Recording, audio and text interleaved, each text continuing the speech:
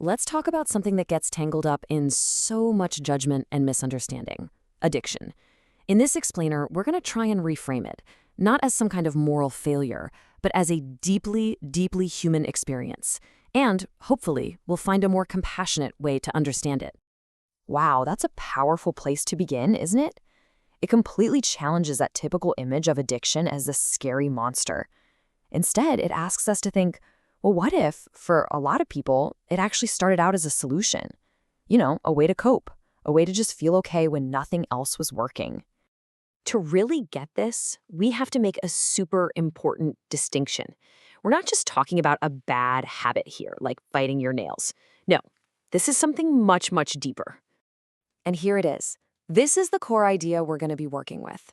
I want you to notice that word relationship. It's like a connection that gets so powerful, so intense, that it starts to take over your own free will. It's not about being a bad person. It's about a dynamic that takes root and grows. This slide just lays out the difference so clearly. A bad habit is something you do. An addiction, well, that feels like something that's doing you. That moment where you lose the choice, that's the dividing line. So, how does this compulsion actually work? I mean, what does it look and feel like on the inside? Well, it turns out there's a pattern, a cycle, that nearly all addictions have in common. But first, it's so important to realize that addiction wears a lot of different masks. Of course, we think of substances, alcohol, drugs, and yeah, they're on the list. But the exact same pattern can lock onto behaviors, like that endless social media scroll or online shopping. It can even be about emotions, like a constant nagging need for other people's approval. The what is different, but the how, that underlying cycle, is the same. And this right here, this is the engine that drives the whole thing. It all starts with that craving, this pull that feels like it's stronger than any willpower you have. That leads to compulsion, where you do the thing even when a part of you is screaming, don't do it. Then, of course, come the consequences. It starts costing you things: your peace, your relationships, your health. And the worst part? The shame from all that pain just drives you right back to the craving for relief, and the cycle starts all over again. So here's the thing. This cycle doesn't just appear out of thin air. It grows in the soil of really real, really human experiences. Things like deep pain, trauma, or just feeling totally alone and disconnected.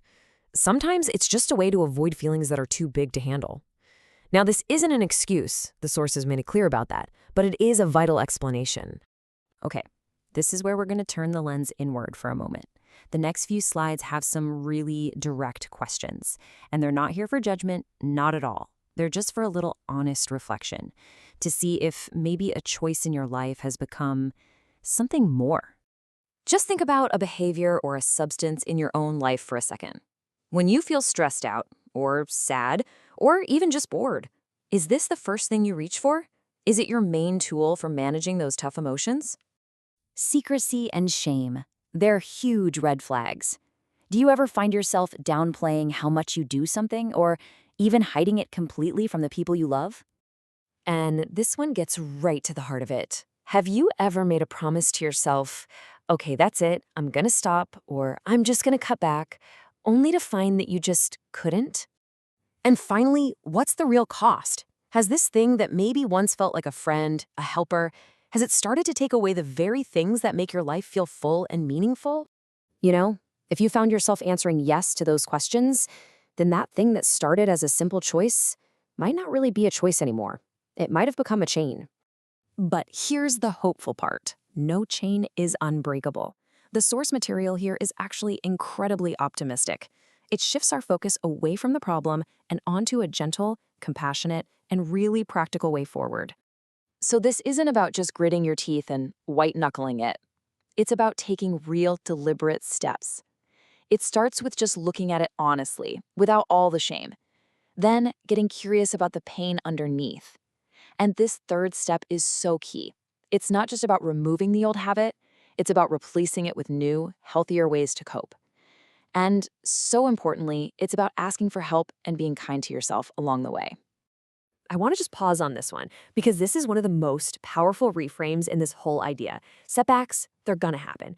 But what if instead of seeing them as failure, we saw them as information, like data that tells us, okay, that trigger was a tough one, or, I need a new tool for that situation. It changes everything. And this brings us to our last section. It's all about the ultimate goal of this work, because it's not just about stopping something, it's about starting something new. What if we stopped seeing addiction as a character flaw and started seeing it as a messenger? A really loud, really painful signal that some old wound or some deep need inside is just crying out for our attention. And this is the real destination. See, recovery isn't just this empty hole where the addiction used to be.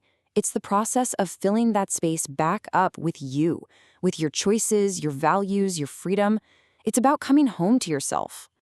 So, if any of this has resonated with you, I really want you to let this next part sink in. You are not broken. And you are not weak.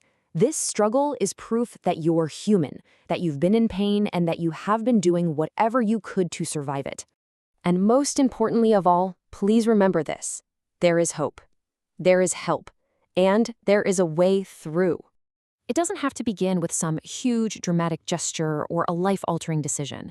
The entire path to freedom, to coming back home to yourself, can start with something incredibly small, incredibly quiet, and incredibly brave. Just one honest look.